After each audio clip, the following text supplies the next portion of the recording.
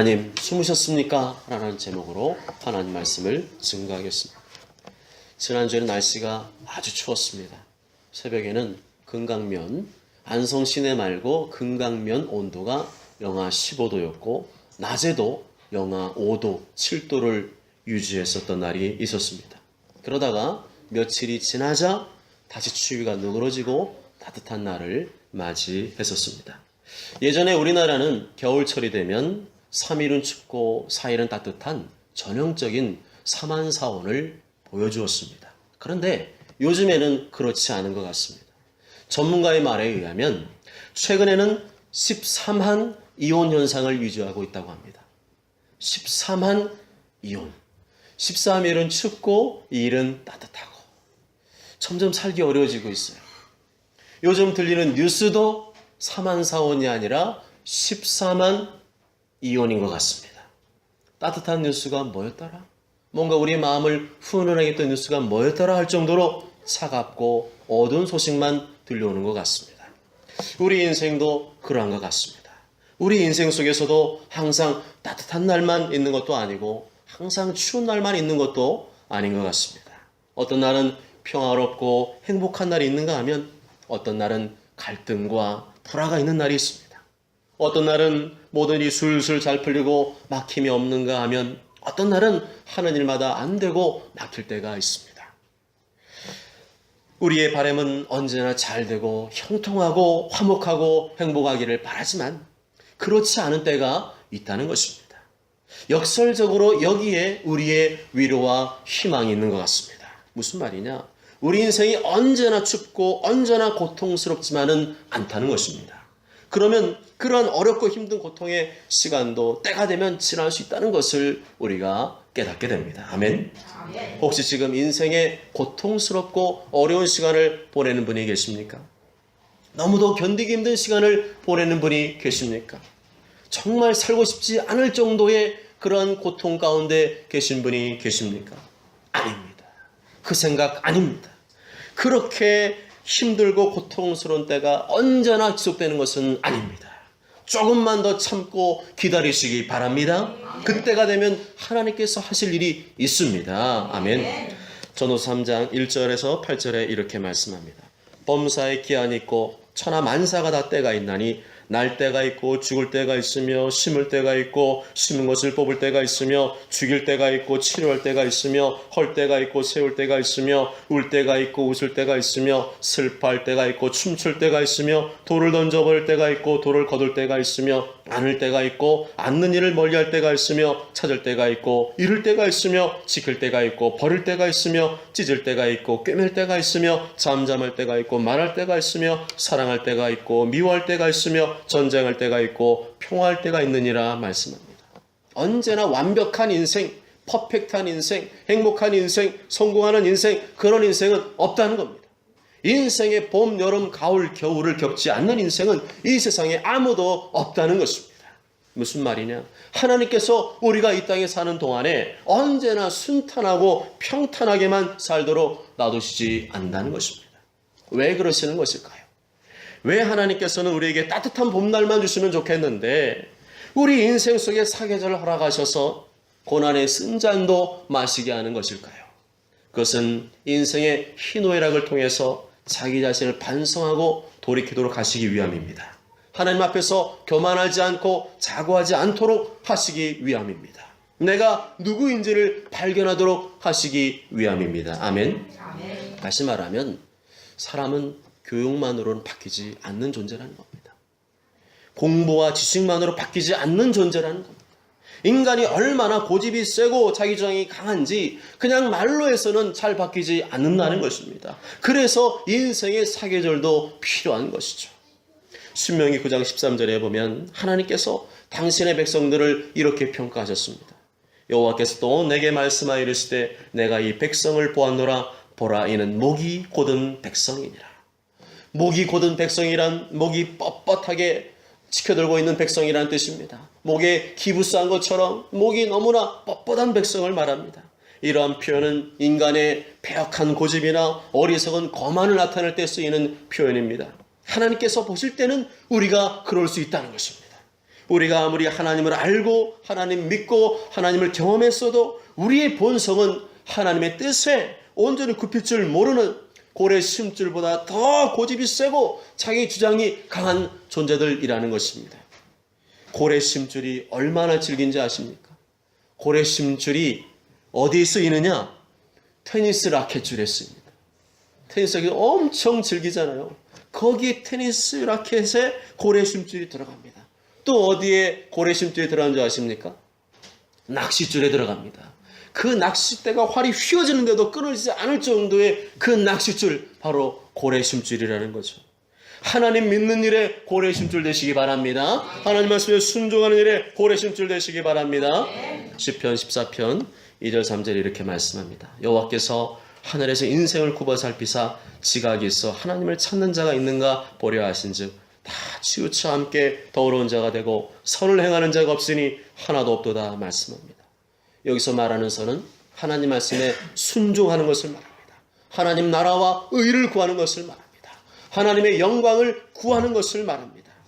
여러분 스스로 가슴에 손을 얹고 생각을 해보십시오. 신앙생활을 오래 하신 분일수록 더 진지하게 생각해 보십시오. 그렇게 오랫동안 신앙생활을 하면서 내가 얼마나 하나님의 뜻에 순종하고 있는지, 내가 얼마나 하나님 나라와 의를 구하고 있는지, 내가 얼마나 하나님의 영광을 구하고 있는지 생각해 보십시오. 옆 사람 쳐다볼 거 없습니다. 누구를 떠올릴 필요도 없습니다. 지금 자기 자신에게 집중해 보십시오. 자기 자신에 대해서 엄격하고 냉정하게 따져본다면 내가 바로 목이 곧은 백성이구나, 하나님 말씀은 정확하구나 하는 것을 인정하시게 될 것입니다. 얼마나 우리가 고집이 세면 10년, 20년, 30년, 40년, 50년 신앙생활을 해도 안 바뀌는 겁니까? 보통 고집이 아닌 거예요. 고래 심줄 같은 고집이 우리 안에 있는 것이요. 얼마나 모세가 힘들었을까요? 고래 심줄같이 고집센 백성들 250만 명, 고래 심줄 다발 하나하나로 생각하면 250만 개의 고래 심줄을 이끌고 그 광야를 빙빙 돌았으니 얼마나 어려움이 있었을까요? 만일에 인간이 겸손하고 부드러운 존재들이었다면 굳이 이런 험악한 표현을 안 했을 겁니다. 목이 곧은 백성, 제가 설교하면서도 참 말하기 거북할 정도입니다. 그런데 하나님께서는 목이 곧은 백성이다 말씀하고 있어요. 만약에 우리 심령이 예수님 마음처럼 부들부들하고 겸손하다면 성경 공부만 해도 충분합니다. 성경 공부 한 1년 아니면 예수님 저처럼 3년만 딱 하면 사람 싹 바뀌게 되어 있어요. 그런데 성경 공부 열심히 했는데 여러분들 바뀌는 것 같아요? 안 바뀐다니까요. 만약에 그럴 것 같으면 성경 공부만 하고 그냥 끝낼 수 있습니다. 그냥 말로만 하나님께서 하셔도 됩니다. 그런데 성경 공부만으로 안 되기 때문에, 말로 해서는 안 되기 때문에 우리를 광야 같은 척박한 환경 속에서 뺑뺑이 돌릴 때가 있다는 것입니다. 실제로 그렇지 않습니까? 저를 봐도 그런 것 같아요. 인생의 고난과 어려움에 부딪혀 봐야 생각을 하게 됩니다. 고민을 하게 됩니다. 연구를 하게 됩니다. 더 기도하게 됩니다. 더 하나님을 의지하게 됩니다. 사람들이 예수님 만나는 때가 언제입니까? 교회를 찾게 되는 때가 언제입니까? 순탄하고 잘 나갈 때입니까? 아무 근심 걱정 없을 때입니까? 아닙니다. 그럴 때 신앙을 갖거나 하나님 만나는 사람은 거의 없습니다. 다 인생이 밑바닥을 치고 더 이상 살 소망이 끊어졌다고 생각될 때 비로소 하나님을 찾고 교회를 찾게 됩니다. 그만큼 인간이 고래 심줄처럼 하나님을 찾지 않는다는 것, 알아서 스스로 하나님을 가까이 하지 않는 존재가 바로 인간이라는 것입니다. 그래서 목이 곧은 백성, 고래 심줄처럼 고집이 센 백성이다 말씀하는 것이죠. 이렇게 인생의 겨울을 통해서 우리는 하나님을 만나게 됩니다. 갈등과 불화가 있을 때, 하는 일이 안 풀리고 막힐 때, 미래에 대해서 불안하고 두려울 때 우리는 하나님을 더 열심히 찾고 구하게 됩니다. 그런데 그것이 도리어 전화위 복이 되는 줄 믿습니다. 1절 다 함께 읽어보실까요? 1절 시작. 여호와여 어찌하여 멀리 서시며 오 여호와여, 오 하나님, 어찌하여 멀리 서 계시며 어찌하여 내가 어려울 때에 숨어 계십니까? 성령의 감동으로 시편을 기록한 다윗은 비통한 심정을 감추지 못하고 있습니다. 자신의 현실이 너무나 괴롭고 고통스러운 나머지 하나님께서 나에게는 아무런 관심이 없다고 표현하고 있습니다. 하나님 어디 계십니까? 하나님 살아계십니까? 하나님이 살아계시다면 날 왜 이 지경으로 만드십니까? 하나님이 날 사랑하신다면 이렇게 철저히 나를 외면하셔도 되는 겁니까? 내가 지금 얼마나 힘들고 아픈데 왜 아무 말씀이 없으십니까? 나는 지금 하나님이 필요한데, 나는 하나님의 도우심이 필요한데 어찌하여 침묵하고 계십니까? 하나님이 죽으셨습니까? 도대체 지금 어디에 숨어 계시는 것입니까? 지금 다윗이 겪고 있는 고난의 정체는 무엇일까요? 무엇이 그리도 다윗을 힘들게 했던 것일까요? 그것은 악인들 때문입니다. 못된 인간들 때문에 다윗이 너무도 힘들어하고 괴로워하고 있습니다. 2절에서 6절 다 함께 읽습니다. 시작. 악한 자가 교만하여 가르는 자를 심히 압박하고 분께 빠지게 하소서. 악인은 그의 마음에 욕심을 차라. 탐욕을 부리는 자는 여호와를 배반하여 멸시하나이다. 악인은 그의 교만한 얼굴로 말하기를 여호와께서 이를 감찰하지 아니하신다며 그의 모든 사상에 하나님이 없다 하나이다. 그에게는 언제든지 견고하고 주의 심판은 높아서 그에게 미치지 못하오니 그는 대적들을 멸시하며 그의 마음에 이르기를 나는 흔들리지 아니하며 대대로 환난을 당하지 아니하리라 하나이다. 아멘. 2절에서 6절까지 핵심은 악인들입니다. 2절에 악한 자가, 3절에 악인은, 4절에 악인은 이라고 말씀합니다. 다윗과 같이 의로운 삶을 사는 자에게 악인들의 행동은 너무도 참기 힘든 것이었습니다. 하나님의 뜻이 무엇인지 알면 알수록, 하나님의 사랑하는 마음이 크면 클수록 악인들이 저지르는 만행과 죄악들을 지켜본다는 것은 너무나 큰 고통입니다. 악인들은 가만히 있지 않습니다. 가련한 자, 가난한 자에게 계속 고통을 줍니다. 숨이 막힐 정도로 목을 조르며 압박을 합니다. 마치 다이너마이트의 도화선에 불을 붙여서 금방이라도 터질 것 같처럼 압박을 가합니다. 채권자가 채무자를 대할 때 엄청나게 집요하다고 합니다. 하루에도 몇 번씩 전화를 걸어가지고 아무 계시겠어요? 아무 계시죠? 아무 계시 왜 전화 안 받죠? 아무 계시 어제 전화했는데 무슨 일 있었어요? 이거는 관심이 아니라 관심이 사람 말로 죽이는 거죠. 그러다가 자꾸 이렇게 돈 빨리 안 갚으면 어떻게 합니까? 처음에는 신사처럼 하죠. 아무 계시 어려우시죠? 다 알고 있어요. 그래도 갚을 건 갚아야죠. 그런데 나중에는 야 아무개 정말 안 갚을 거야? 반말을 하고 욕을 하고 폭언을 합니다. 집이나 직장까지 쫓아옵니다. 얼마나 부끄럽고 얼마나 수스러운 일입니까? 조폭 같은 인간들이 와가지고 막 그죠? 막 직장을 휘젓고 가정을 휘젓고 고통을 가합니다. 그것이 2절의 말씀입니다. 악한 자가 교만하여 가라는 자를 심히 압박하오니 그들이 자기가 베푼 꾀에 빠지게 하소서. 그들이 자기가 베푼 꾀에 빠지게 하소서라는 말은 악인이 그 행위대로 보응을 받게 해달라는 것입니다. 가난한 자는 점점 더 가난해지고 악인들은 더 득세하는 모순된 현실 속에서 하나님의 공의로운 심판을 구하고 있는 것입니다. 악인들은 피도 눈물도 없는 인간들입니다. 자신들은 가진 것이 많으면서도 가난하고 연약한 자들의 아픔과 고통은 안중에도 없습니다. 그저 자신들의 욕심과 탐욕을 채우기 위해 가난한 자들을 착취하고 억누릅니다. 뭐 빼먹을 것이 없나 궁리를 합니다. 악인들이 그렇게 겁도 없이 설치되는 이유는 그들의 마음과 생각 속에 하나님이 안 계시기 때문입니다. 하나님을 인정하지 않기 때문입니다. 4절에 악인은 그의 교만 얼굴로 말하기를 여호와께서 이를 감찰하지 아니하신다 하며 그의 모든 세상에 하나님이 없다 하나이다. 하나님 믿는 것과 안 믿는 것은 하늘과 땅 차이입니다. 아멘. 왜 요즘 낙태죄를 폐지하라고 난리가 난 줄 아십니까? 그들의 마음속에 하나님이 안 계시기 때문입니다. 인간의 생명을 주관하는 분은 하나님이신데 그 하나님이 누군지도 모르고 관심도 없고 하나님의 존재 자체를 거부하기 때문에 인간의 인권만 추정하고 난리가 났습니다. 하나님을 알아야 낙태가 살인죄라는 것을 인정할 수 있는데 그들 속에 하나님이 없으니까 타의 생명을 함부로 분쇄기에 갈아버리고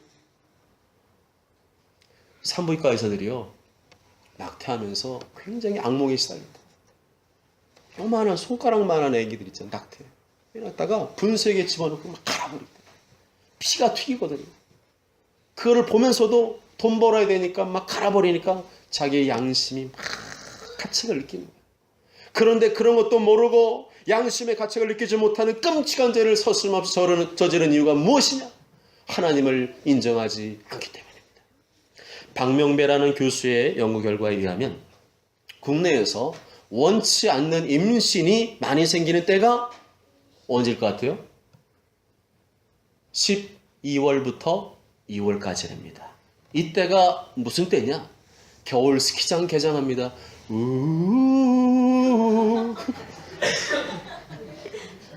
크리스마스와 연말, 발렌타인데이 등 남녀 간의 이벤트가 집중적으로 있는 시기입니다.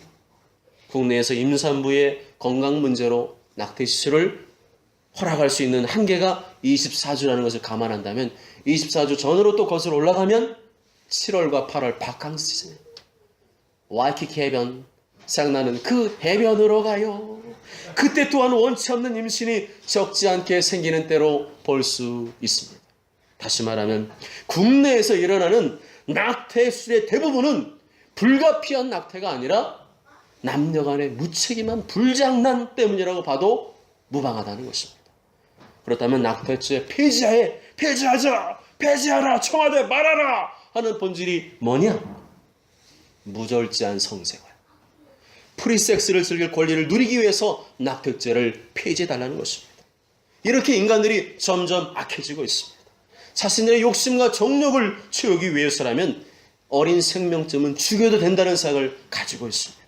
이것을 성경적으로 본다면 예수님께서 오실 날이 점점 더 가까워져 있구나 하는 것을 깨닫게 됩니다.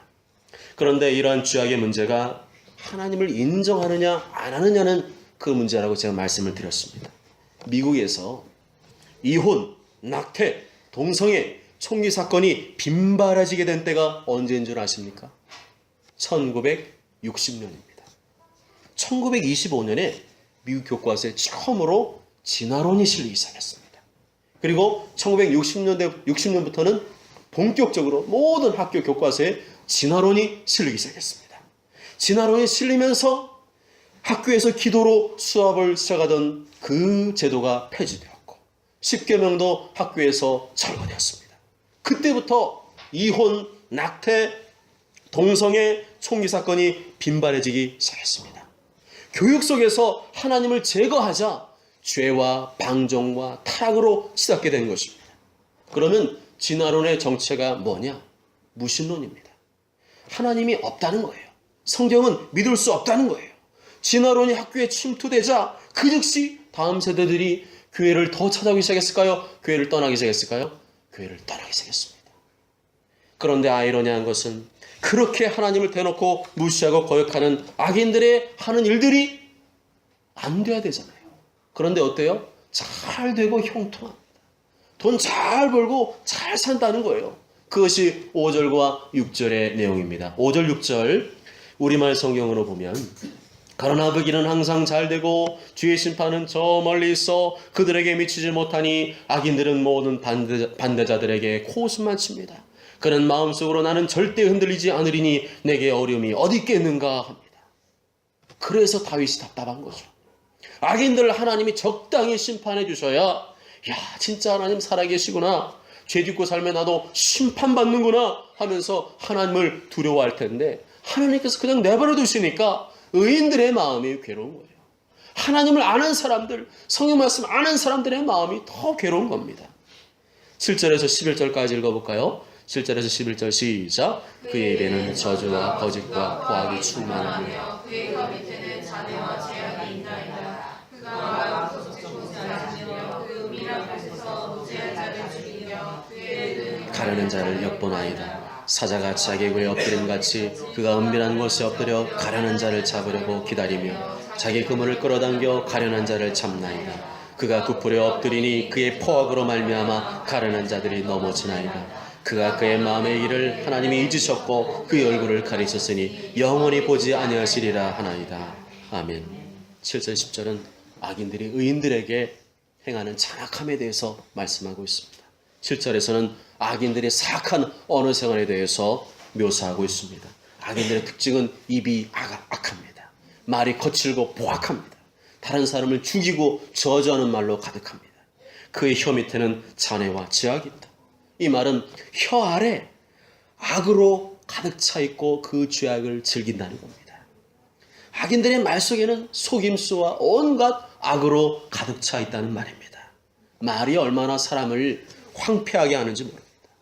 여러분, 제가 이 강단에서요, 여러분한테 한 3시간 연속으로 저주의 말만 퍼부으면 어떻게 될 것 같아요, 여러분들? 할렐루야! 막 에너지가 막 업되고 좋으실 것 같습니까? 완전히 고통입니다. 저주의 말, 거짓말, 죽이는 말 계속하면 상대방이 죽어갑니다. 그의 육체가 죽어가고요. 그의 정신이 죽어갑니다. 또한 악인들은 말뿐만 아니라 삶의 모습도 그러합니다. 의인은 의인을 몰래 넘어뜨리려고 해칠 기회만 엿보고 있습니다. 마치 사자가 사냥감을 잡기 위해서 웅크리고 앉아있다가 덮치는 모습과 흡사합니다. 그것이 8절에서 10절의 내용이죠. 11절 말씀에 보면 잊으셨고 가리셨으니 보지 아니하시리라 말씀합니다. 이것은 1절 말씀을 보다 더 강화하고 있는 대목이죠. 하나님께서 숨어 계시는 정도가 아니라 악인들의 말대로 하나님께서 의인들에게 무관심하고 방치하고 사랑해 주지 않는 것 같다는 것입니다. 이로 인해서 악인들이 더 기고만장해지고 있습니다. 하나님의 의인들을, 하나님 믿는 사람들을 영원히 돌보지 않을 것처럼 확신을 얻게 되었다는 것입니다. 이러한 판단과 생각은 하나님의 오래 참으심을 심각하게 곡해하는 일입니다. 하나님의 인자하심과 자비하심을 멸시하는 일입니다. 그런데 만일 그리스도인이 여러 가지 고난과 어려움을 겪으면서 악인들이 품는 이러한 마음을 똑같이 품게 되었다면 큰 문제입니다. 하나님, 나에게 무관심해. 그래, 그 사람 말하는 게 맞는 것 같아. 하나님 안 계신 것 같아. 하나님 날 사랑하지 않아. 죄를 지어도 하나님 아무렇지 않게 대하시는 것 같아. 이런 생각이 든다면 이미 마귀에게 붙잡힌 겁니다.